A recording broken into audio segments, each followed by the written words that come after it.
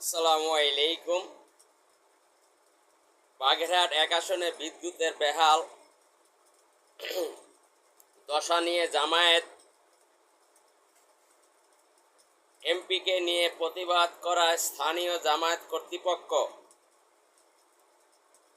ইসলামী ছাত্র আন্দোলন বাগেরহাট জেলা দায়িত্বশীল মোহাম্মদ রনিকে গ্রেপ্তারের তীব্র নিন্দা এবং প্রতিবাদ জানায়। এ যদি হয় দেশের শাসন ব্যবস্থা,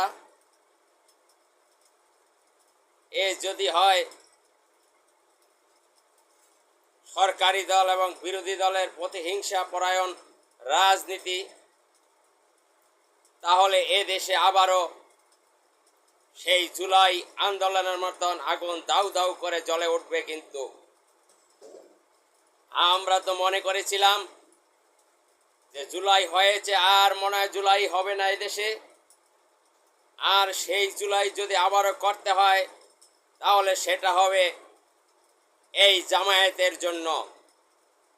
জামায়াত গৃহপালিত বিরোধী দল, তারা এখনই তাদের বিরুদ্ধে কেউ কিছু বললে সেটা তারা সহ্য করতে পারে না। তারা আবার এদেশে ইনসাফ প্রতিষ্ঠিত করবে। তাদের দ্বারা এদেশে ইনসাফ প্রতিষ্ঠিত করা সম্ভব নয়। ওরা সেই মওদুদির ওরজ্জার সন্তান, ওরা জীবনও ভালো হবে না। কারণ ওদের চরিত্রই হচ্ছে খারাপ। কুকুরের লেজ যেমন চুঙ্গার ভিতরে 1 যুগ 12 বছর পরে রাখলেও নাকি ঠিক হয় না, ঠিক ততরও ওরা, ওদের চরিত্র জীবনও ভালো হবে না।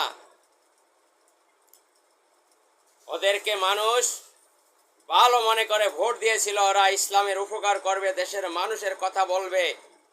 কিন্তু ওরা এদেশে সেই পশ্চিমাদের এজেন্ডা বাস্তবায়ন করতে চায়। ওদের মতের বিরোধ হলেই তাদের উপরে অত্যাচার করে, নির্যাতন করে, তাদেরকে হত্যা করে, গ্রেপ্তার করে। আমি বলবো প্রশাসনকে, এটা হচ্ছে মত প্রকাশের স্বাধীনতা। একজন যদি কোনো অপকর্ম করে, কোনো